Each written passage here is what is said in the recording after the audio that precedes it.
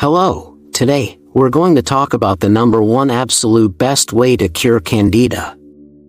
And most people are going to associate that with a yeast infection or yeast overgrowth, which is correct. And the three top places where that happens is a vaginal infection, some kind of skin or nail infection. And also it can happen in the mouth, and then it's called oral thrush and you get this white coating on the tongue. But then in 1986, the book Yeast Connection was published by Dr. William Crook. And I always laugh a little bit about a last name like that. I'm sure he can't help it, but it's kind of like a dentist called Dr. Payne. It just has to make things a little bit harder. But anyway, it was a pretty good book. I read it many years ago, but it oversimplifies a little bit. I think it's a bit outdated. It basically said that yeast causes everything and avoid yeast in all its forms. And to this day, people are terrified even of good yeasts, like nutritional yeast, which is basically a B vitamin supplement. So just like with bacteria and other plants' parts of the biome, it's all about balance, that there's good and there's bad. And the bad isn't really bad if it's not allowed to overgrow. As long as we have the balance, then the bad stuff serves a purpose as well, but it's potentially pathogenic if things get out of hand. And overall, Candida is becoming more common. The numbers are increasing and there's more than one kind.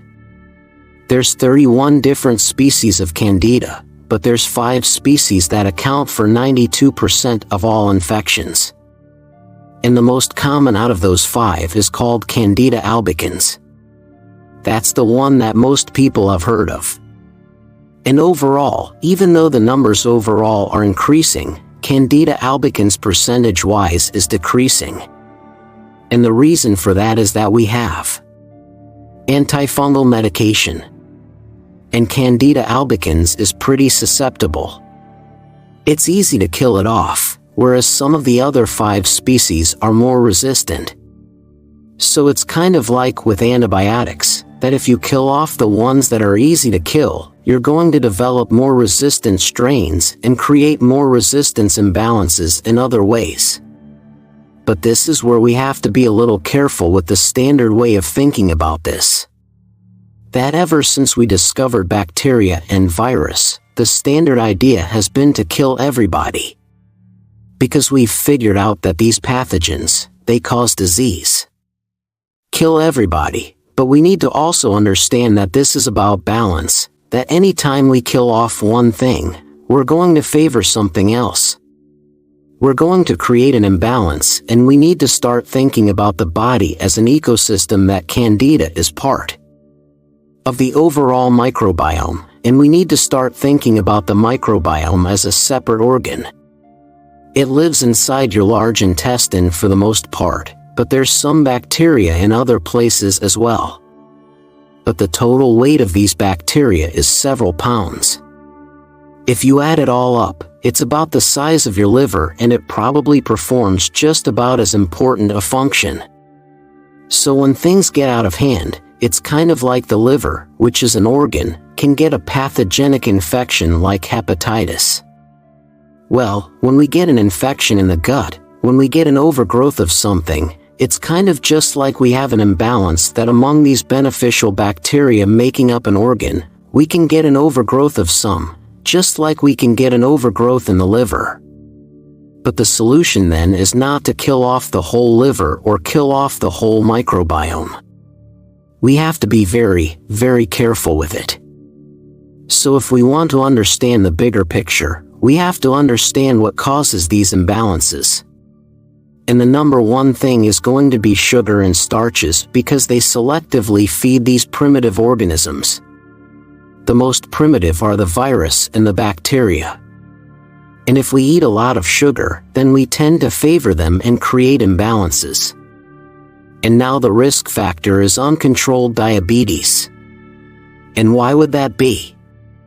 Because diabetes and uncontrolled diabetes, you have an abundance of available sugar for these pathogens. That's what diabetes is. It's a metabolic disorder where you're filling the body with more fuel than you're burning up. Another cause is stress. And what does stress do? Stress is a state where your body focuses on emergencies. And if you have a bear chasing after you, then that's a bigger emergency than the food in your stomach. So anytime that you are stressed, you're going to decrease the priority for things like digestion and immune system. It's like you're turning off the faucet on the resources that help you digest food and help you produce immune cells and fight off pathogens.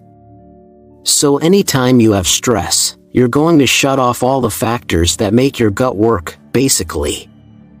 And also some of the most common causes are medication, things like antibiotics and antifungals, because what they do is they kill indiscriminately.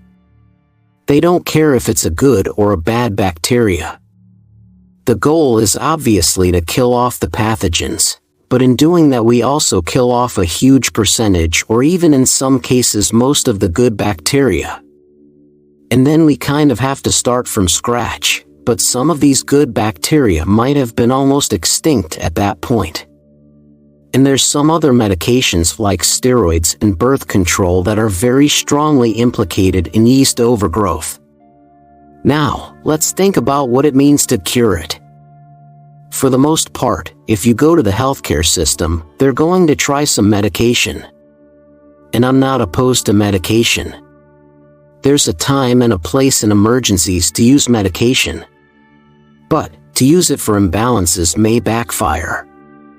First of all, the medication itself can have side effects, and also anytime we go in and try to change an ecosystem, we can get complications. But the main thing we want to understand is that the root cause remains, and therefore we will probably get recurrences or other problems. And even though this is so simple, we spend over $4 trillion on so-called healthcare, and the vast majority of that money is wasted because we don't understand the very so. The way we want to think about this is that there are certain conditions in the body, and those conditions provide various opportunities for all these pathogens. They are opportunistic. That by definition pathogens are opportunistic. We always have billions and billions of pathogens in the body. When we're feeling at our best, we have billions of pathogens, but they need an opportunity, and when they have that opportunity, now they can create overgrowth and imbalance. So we already, need an imbalance, but then the overgrowth creates a further imbalance. So what are these conditions then? Well, they are the things that we've talked about.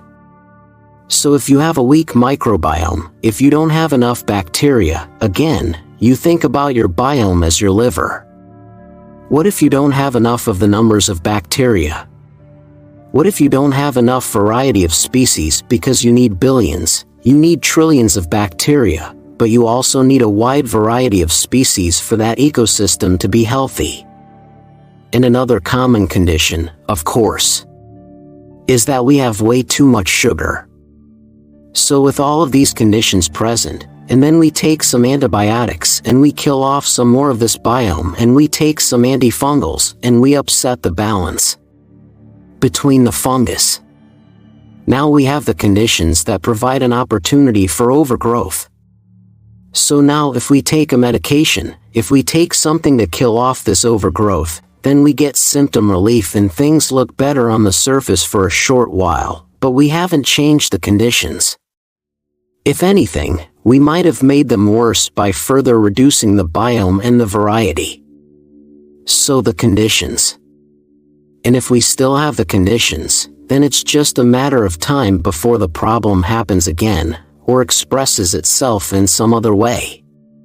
So instead of the traditional way we think of curing with medication, we want to think about restoring and preventing. So the number one thing, obviously, would be to not do that. Feed this overgrowth any further. So you cut back on sugar and starches because sugar feeds them directly and starches feed them because it very quickly in a matter of minutes breaks down into glucose. That is their favorite fuel. And next we want to increase our food variety. We want to eat a lot of different kinds of foods, and every time I make a video on a top 10 lists of some kind of food, everyone wants to know which is the best food. That's what I'm going to eat a lot of, and we want to stop thinking about it that way, and that's why I do the videos the way I do, so that we can start thinking about foods differently. What do they have in common, but also to look at variety. And the number one thing that feeds the good bacteria and that maintain balance over time is going to be fiber. And we want a variety of different fibers, which of course we get if we eat a large variety of foods. And because stress is one of the major causes, obviously we want to work on reducing stress. And I've done lots of videos on that so you can truly understand what stress is. It's not just about feeling overwhelmed. It is how you condition the body into certain responses. Number 5 is exercise, and it does not have to mean blood, sweat and tears and endless hours in the gym, even though a gym can be beneficial. We're just talking about movement, that your body is made to move. That's the purpose of the body, is to move around in a three-dimensional environment with gravity and to stimulate your nervous system. And once you do that, then everything in your body works better, including your digestion. And also, exercise is one of the main ways to reduce stress. So, just take my word for it, that if you exercise and you move on a regular basis, then everything in your body is going to work better.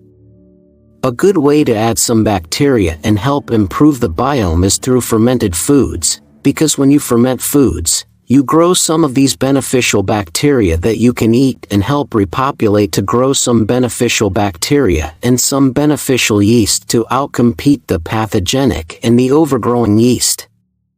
And then of course, we also want to talk about pre- and probiotics. Because these are the supplements that people take to try to repopulate their gut. They hear that you took an antibiotic, so now you killed off all the bacteria, now you need to take some new ones. And that can be very, very beneficial. But it can also be a complete waste of time and money if we don't create the right conditions. Basically, the probiotics are going to be like seeds. And if you have seeds and you want to go sow a plant, a vegetable of some sort, then you could have the best seeds in the world. But if you throw them on the concrete in the parking lot, then they're not going to grow.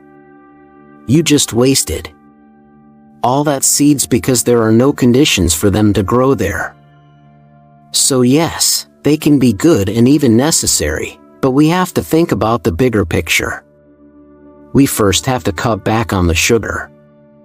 We have to reduce the inflammation. We have to create a healthy gut.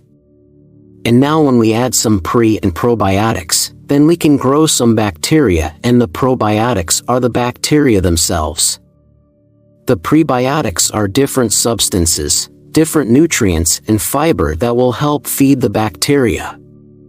The bacteria, the probiotic. So fiber is actually a prebiotic, just like there are other forms that you can take as a supplement. And then there's also a number of different things that you can take, such as apple cider vinegar and oregano oil, garlic. You can take some cloves, tea tree oil. The list is endless of different antibacterial, antifungal agent. So these have medicinal properties, but you don't want to try them on their own. You want to work on the bigger picture so that you can create the right conditions. And we want to maybe specially emphasize the apple cider vinegar or any other vinegar for that matter, because acetic acid is a short-chain fatty acid that is very, very important. It acts as fuel for a lot of the beneficial bacteria.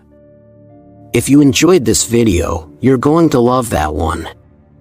And if you truly want to master health by understanding how the body really works, make sure you subscribe, hit that bell and turn on all the notifications, so you never miss a life-saving video.